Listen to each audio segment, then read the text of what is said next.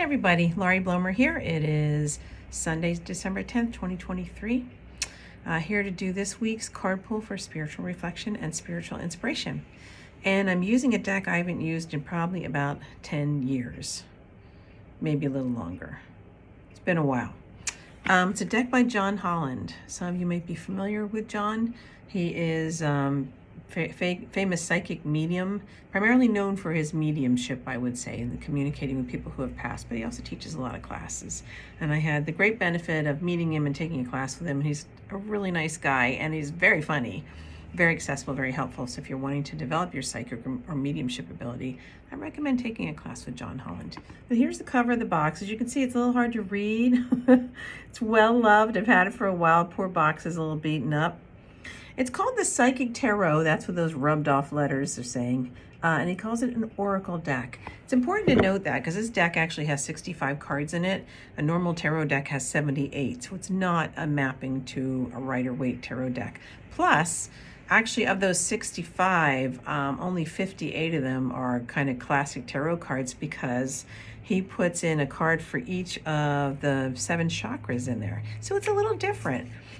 John's trained in tarot. He studied tarot. So like many oracle card authors, they started with tarot and they gleaned what they felt was the best of tarot and added a few other bells and whistles and took some liberties with it to create a deck that works for them.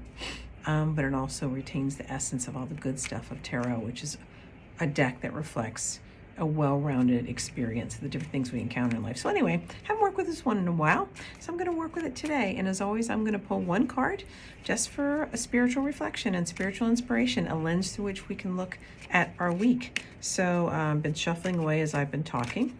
Nice cards, beautiful imagery. You can map some of these back to the Rider-Waite deck. I'm not going to bother doing that today. But as always, they come with a companion book. John's got one with as well, and so he does help you map them, and he uses certain standard organizing principles as well. So anyway, I'll spare you the lesson on the deck and dive right in. All right, so I'm going to pull some more from the center. One jumped out.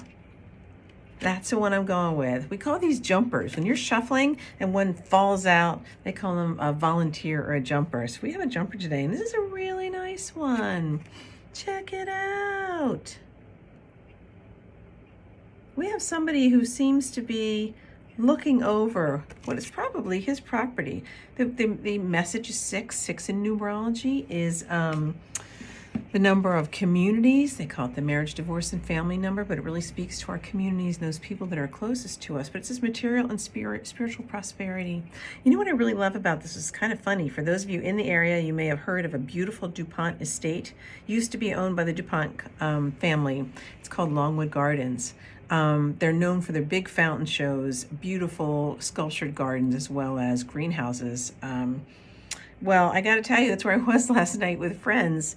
And this looks it looks so much like a view you would see in Longwood Gardens. It's not even funny. So I personally am taking something special away from this. And here's why. As I was taking my walk this morning, I was really reflecting upon how lucky I was to live so close by to a beautiful place like that. And how lucky I was to spend time with friends who now live out of state, who I haven't seen in several years. And we just had a lovely time and made plans to see each other again. It had been several years and several life adventures on the part of all of us since we'd seen each other. So for me, it's a reminder of all the prosperity I have in my life.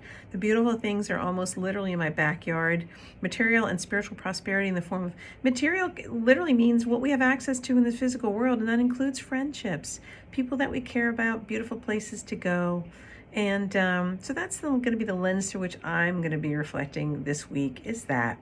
Again, how much is already in my life that I have to be grateful for.